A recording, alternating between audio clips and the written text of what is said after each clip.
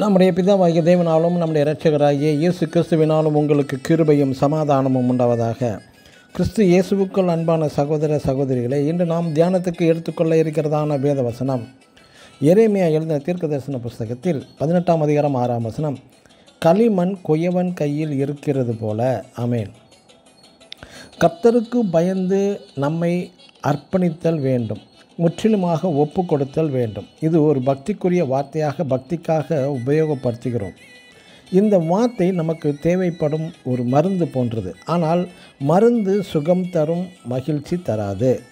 நாம் நமது சந்தோஷங்களை தியாகம் செய்து, நமது சுதந்திரத்தை தியாகம் செய்து, நம்மை தாமே கட்டுப்படுத்தி ஒடுக்கி அர்ப்பணிக்கப்பட்ட வாழ்க்கை தான் இந்த வாழ்க்கை. களிமண்ணை ஒரு குயவனிடம் அர்ப்பணித்தால் மட்டுமே என்ன நடக்கும்?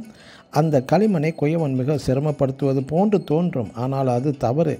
குயவன் களிமண்ணை ஆதிக்கம் செலுத்துவது போலவும் தோன்றும். ஆனால் அவன் அந்த களிமண்ணை ஆளுகை செய்து நல்ல பாத்திரமாக ஒன்றை உருவாக்குகிறார்.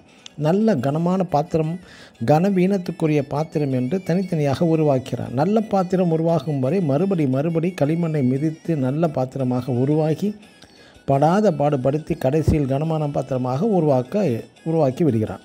அதுபோல் நாமும் நமது தேவாதி தேவனுடன் நம்மை அர்ப்பணித்து ஒப்பு கொடுத்தால் மட்டுமே, கர்த்தருடைய விருப்பத்தின்படி நடத்தவும் உருவாக்கவும் அர்ப்பணித்தால் மட்டுமே நம்மை சிறப்பான ஒரு மனிதனாக உருவாக்க முடியும். நமது சொந்த சுயத்திலே விட்டு கொடுக்காமல் இருந்தால் நமது குணமும் நமது எண்ணங்களும் சிந்தையும் சரியாக உருவாக முடியாது. நமது ஜென்ம சுபாவம் முற்றிலும் அழிக்கப்பட வேண்டும். நாம் நமது மெய்ப்பனுடைய ஆளுகைக்குள் நாம் வந்தால் மட்டுமே மெய்ப்பனால் நல்ல பாதையில் ஆடுகளை மேய்த்து நடத்துகிறான். நல்ல மேய்ச்சலையும் கொண்டு போய் சேர்த்தும் விடுகிறான். மேய்ச்சல் ஆளுகை வேண்டாம் என்றால் சரியற்ற பாதையில் சென்று முடிவில் தீங்கும் ஏற்பட்டு விடுகிறது ஆடுகளுக்கு. பிரியமானவர்களே, ஒரு தாயிடம் அர்ப்பணிக்கப்பட்ட குழந்தை மிகுந்த பாதுகாப்போடும் திருப்தியோடும் நம்பிக்கையோடும் இருக்கிறது. கர்த்தர் நம்மை கடினமான பாதைகளில் நடத்த அல்ல, ஒரு சிரமமான வாழ்க்கைக்குள் கொண்டு செல்ல அல்ல, நல்ல உயர் கனம் மிகுந்த நல்ல பாத்திரவானாக மாற்ற விரும்புகிறார். நம்மை முழுவதுமாக நம்மை அர்ப்பணிப்போமாக, ஒப்பு கொடுப்போமாக தேவாதி தேவனிடம். ஆமேன்.